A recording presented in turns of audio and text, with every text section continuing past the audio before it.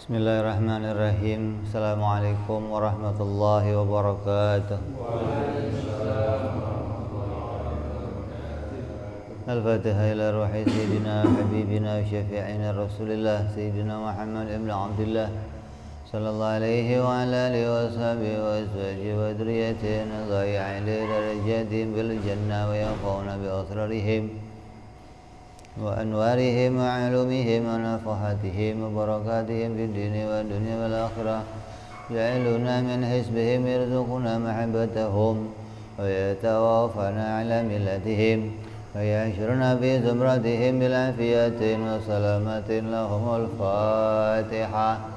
A'udzu billahi minasy syaithanir rajim. Bismillahirrahmanirrahim.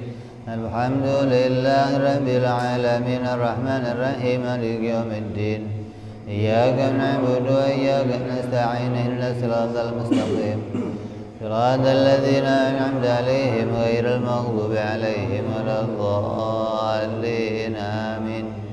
Bismillahirrahmanirrahim. Nawaitu ta'alluma wa ta'lima wa tadhakkura wa tadhkira wa naf'a wal intifa'a wal ifadata wal istifadata wal hitha ala tamassuki bi kitabillahi wa sunnati rasulillah sallallahu alaihi wasallam wa du'a ilal huda wa dilalata alal khairi ibtigha'a mardatihi wa qurbihi wa thawabihi wa husnil khatimah ma'al lutfi wal afiyah wa salahil akibah.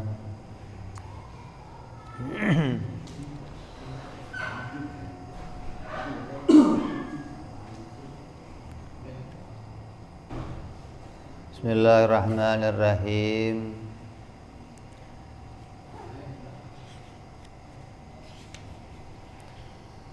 Alhamdulillahilladzi ja'ala lana al-iman wal islam tariqan ilaihi sabila wa aqama lana ala ma'rifatihi burhanan wadihan wa dalila wa ba'atha ilaina sayyidana Muhammadan ibn Abdullah sallallahu alaihi wasallam rahmatan lana wa mutammiman li makarimil akhlaqi wa rasula. Wassalatu wassalamu ala sayyidil mursalin sayyidina Muhammadin wa ala alihi at-tahirin wa ashabihil mujahidin ma sabbaha musabbihun bukratan wa asila amma ba'du. Qala musanniful kitab hadratus syekh Ki Said bin Ki Armiyah rahimahullah wa ghafara lahu wa liwalidayhi wa nafa'ana bihi fid darain. Allahumma aftah qulubana futuhal arifin wa bihikmatika wansur alaina birahmatika ya arhamar rahimin. Yang lalu sudah kita bahas tentang hukum ya, hukum wajib, mustahil, jaiz. Ini harus jelas ini,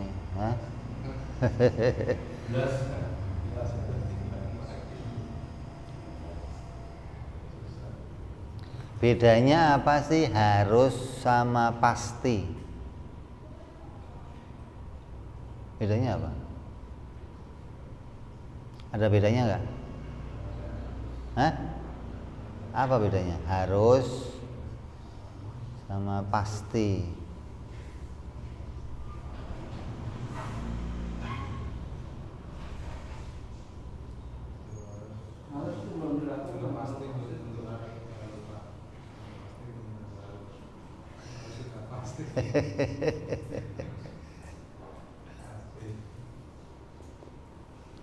Secara gampang begitu maksudnya.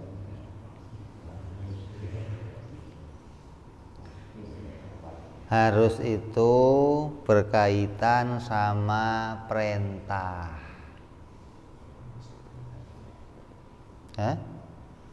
Harus itu perkara yang berkaitan sama perintah. Kalau pasti nggak berhubungan sama perintah. Sama dengan hukum yang kita pelajari.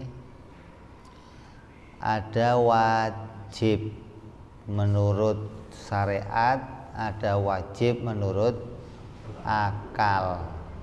Wajib menurut syariat itu sama dengan harus gitu loh, yang berkaitan sama perintah seperti sholat, puasa, zakat itu harus dikerjakan karena itu berkaitan sama perintah. Kalau nggak dikerjakan dosa atau akan dihukum. Nah kalau pasti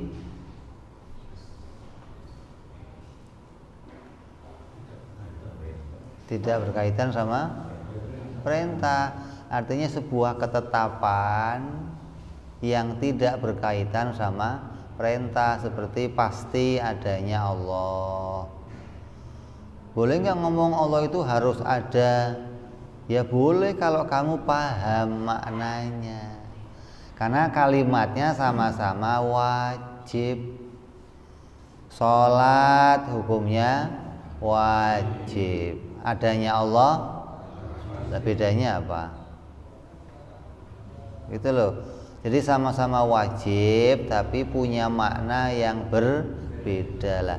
Kita mau menjelaskan perbedaan antara wajib menurut syariat dan wajib menurut akal, biar nanti di belakangan nggak nanya lagi itu wajibnya wajib apa, wajib syariat apa wajib akal. Nah, itu maka diterangkan dulu yang namanya wajib itu macamnya ada wajib syariat yang artinya siapa yang ngerjain dapat pahala, yang meninggalkan dapat dosa.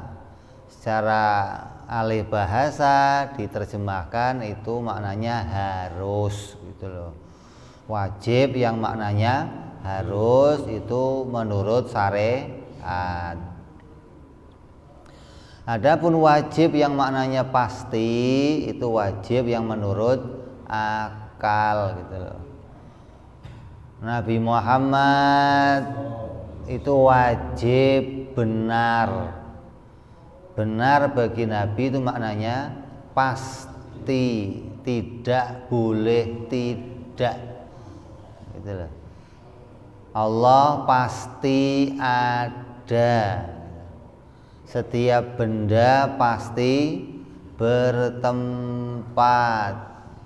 Jadi kita mau membedakan makna wajib menurut syariat dan wajib menurut akal. Kalau wajib menurut akal yang tidak boleh mengalami tiada, atau perkara yang berkaitan dengan perkara yang lain yang tidak boleh mengalami tiada. Jadi kita jelaskan dulu tentang hukum. Hukum itu secara bahasa artinya apa? Aturan. Ya. Hukum itu apa artinya?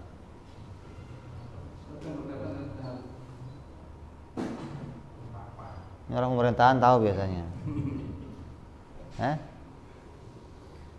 Pak RW orang pemerintahan tahu biasanya. Apa hukum?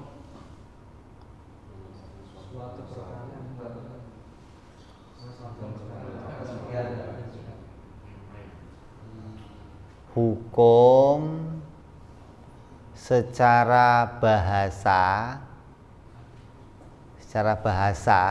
alih bahasa ini, kalau kamu buka kamus alih bahasa, hukum itu artinya penghalang. Artinya penghalang. Hukum artinya penghalang. Berarti orang yang suka menghalangi perbuatan zalim kepada orang lain namanya hakim. hakim gitu loh. Di hakim itu orang yang menghalangi seseorang yang mau berbuat dolim pada orang lain, namanya hakim. Hukum apa? Penghalang. Kalau hakim orang yang menghalangi gitu loh. Itu secara bahasa itu artinya hakim itu artinya apa? Hukum itu artinya penghalang. Maka hakim berarti artinya orang yang menghalangi. Jadi kalau ada sebuah kedoliman, sebuah permasalahan, ada orang menghalangi hukuman atau memberikan hukuman untuk orang lain, atau terjadi sebuah perbuatan yang dolim, satu orang menghalangi orang lain melakukan kedoliman, maka orang yang menghalang itu disebut namanya hakim. Jadi kalau kamu lihat hakim-hakim di pengadilan kerjanya ngapain? Menghalangi kedoliman, begitu loh. Nah kalau ada hakim berbuat dolim, bajingan namanya. Wong hakim yang menghalangi malah dia yang dolim. Kenapa? Kan ya namanya pengadilan tutup mata ya. Biar apa maksudnya? Itu pengadilan tutup mata biar apa itu? Biar apa? Netral. Biar enggak memihak kanan, enggak memihak kiri. Artinya betul-betul bisa jadi penghalang kezaliman, menegakkan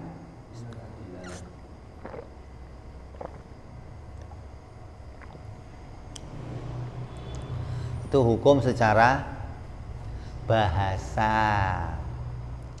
Tapi yang dimaui di kitab ini bukan hukum secara bahasa, yang dimaui di kitab ini hukum secara istilah, atau dalam bahasanya itu, dalam bahasa intelek itu ada etimologi, ada terminologi. Nggak paham dah, repot lah bahasa begitu-begitu mah. Ntar kayak orang kuliah lagi. Jadi secara istilah hukum itu apa? Isbatul amri li amri au nafyuhu anhu, menetapkan sesuatu pada sesuatu atau menolak sesuatu pada sesuatu. Itu hukum namanya. Menetapkan sesuatu pada sesuatu atau menolak sesuatu pada sesuatu.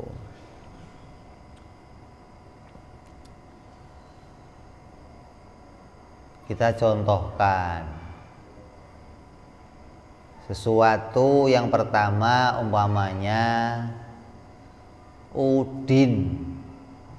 Udin kita hitung sebagai sesuatu.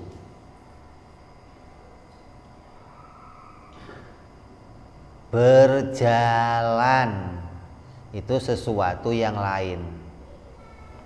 Nah, dua macam sesuatu ini mau dihubungkan. Udin berjalan. Kalau masih udin doang, belum ada hukum. Kenapa?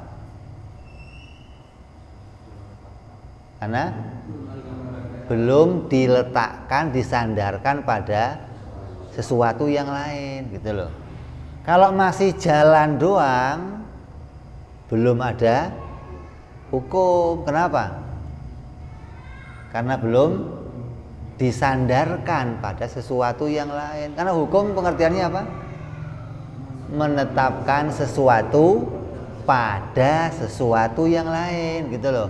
Jadi ada dua sesuatu, kemudian perkara yang dua ini dihubungkan. Setelah dihubungkan itu namanya hukum, gitu loh. Tinggal nanti mau jatuh hukumnya apa? Apa wajib, apa mustahil, apa jaiz. Allah. Kalau masih ngomong Allah, udah jadi hukum belum? Belum, karena belum disandingkan, disandarkan dengan sesuatu. Kalau ngomong Allah ada, nah udah jadi hukum tuh.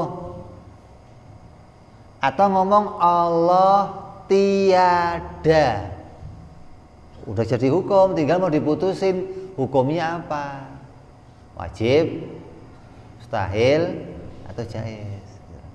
Jadi dari pengertian hukum ini kamu bisa mencontohkan ke kejadian apapun yang kamu saksikan di jagat ini. Tembok kuning, kalau ngomong tembok doang belum jadi hukum. Tapi setelah ngomong tembok dan kuning digandengkan, tembok itu kuning, nah baru itu jadi hukum. Tinggal mau diputusin hukumnya apa.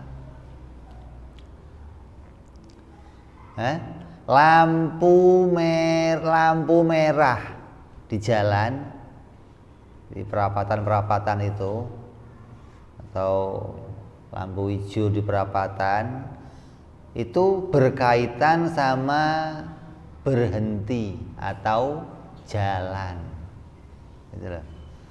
Kalau ada lampu merah, ada berhenti, maka lampu merah dan berhenti ketika mau digandengkan baru jadi hukum.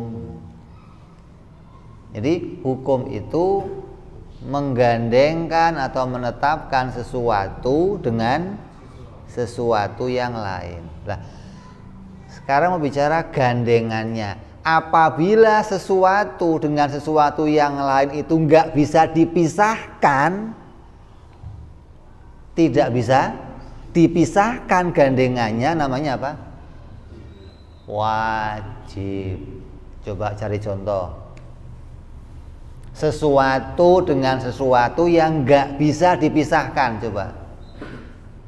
Apa contohnya? Apa contohnya? Api dengan panas. Apinya Nabi Ibrahim berarti bisa-bisa. Berarti pernah pisah. Yang nggak bisa pisah itu selamanya begitu, nggak bisa dipisahkan, itu baru hukumnya wajib. Selagi keduanya masih bisa dipisahkan, bukan wajib. Contoh coba, kamu pintar kemarin.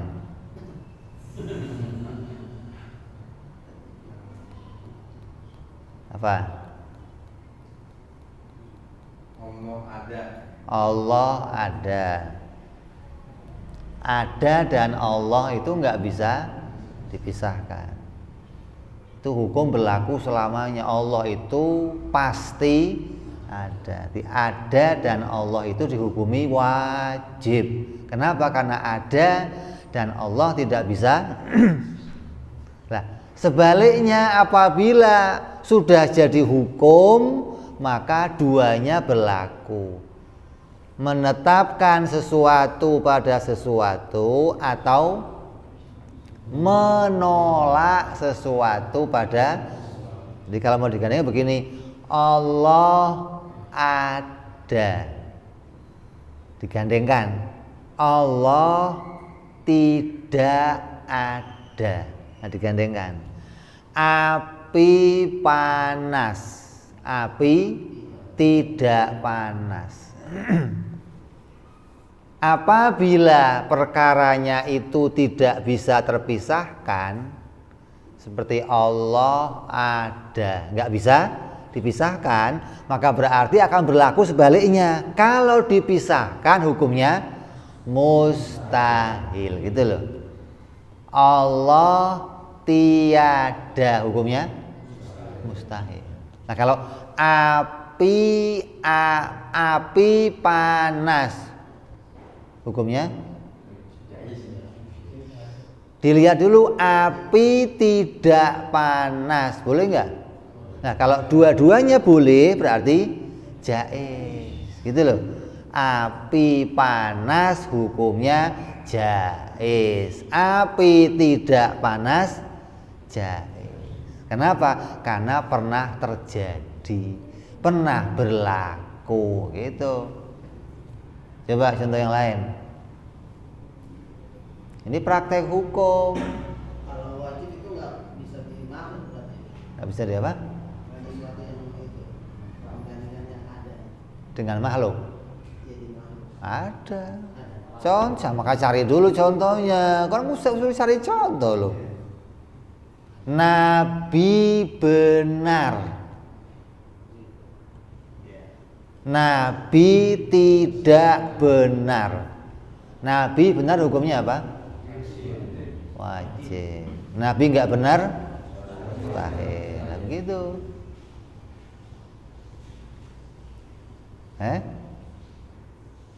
Duit menyenangkan, duit tidak menyenangkan. Duit menyenangkan hukumnya apa? Ya, jadi kamu jangan tertipu. Oh, duit mal, goblok lo, nggak ngerti hukum lo, begitu. Kalau ngerti hukum, jaiz. Jadi orang yang tergila-gila, dia pasti nggak ngerti hukum. Kalau ngerti hukum, dia bisa menisbatkan sesuatu itu jaiz, boleh-boleh aja, bukan wajib. Contoh pada kita apa yang wajib? Benda bertempat, benda tidak bertempat. Coba, benda bertempat hukumnya apa? Kenapa? Karena tidak ditemukan benda yang tidak bertempat, gitu loh. Maka bertempat pada benda hukumnya wajib. Tidak bertempat pada benda hukumnya mustahil. Nyambung kamu? Nyambung nggak? Hah?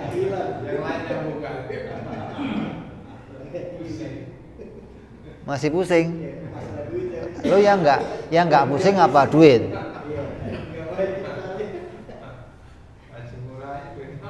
Hah? Jadi hukum secara bahasa artinya apa? Penghalang. Kalau hukum secara istilah artinya apa? Menetapkan sesuatu pada sesuatu atau menolak sesuatu pada sesuatu. Itu namanya hukum. Kamu tanya sarjana hukum nggak mesti tahu ini, coba. Punya gelar loh dia. Beneran, kamu tanya ini belum tentu tahu mereka. Jadi kayaknya aja gelarnya sarjana hukum. Urusannya urusan apa?